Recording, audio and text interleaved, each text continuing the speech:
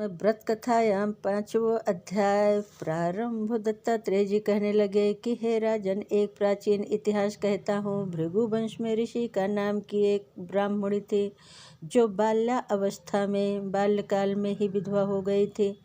वह रेवा नदी के किनारे विंध्याचल पर्वत के नीचे तपस्या करने लगी। वह जितेंद्रिय, सत्य वक्ता, सुशील, दानशीला तथा तप करके देह को सुखाने वाली थी।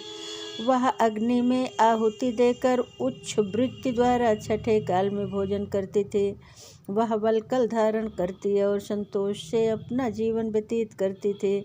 उसने रेवा और कपिल नदी के संगम में 60 वर्ष तक माघ स्नान किया और फिर वहाँ पर ही मृत्यु को प्राप्त हो गई। माघ स्नान के फल से वह दिव्य 4000 वर्ष तक विष्णु लोक में वास करके शुंद और उपशुंद दैत्यों के नाश करने के लिए ब्रह्मा द्वारा तिलोत्तमा नाम की अप्सरा के रूप में ब्रह्मलोक में उत्पन्न हुए।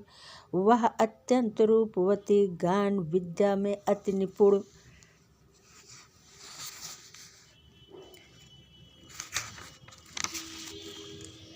अति निपुण, प्रवीण और मुकुट कुंडल में से शोभायमान थे। उसका रूप, यौवन और सौंदर्य देखकर ब्रह्मा जी भी चकित हो गए। वह कुमारी तिलोत्तमा रेवा नदी के पवित्र जल में स्नान करके वन में बैठी थी।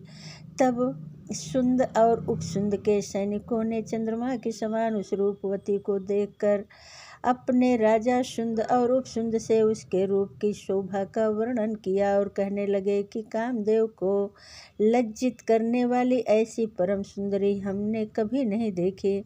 आप भी चल कर देखें। तब वह दोनों मदिरा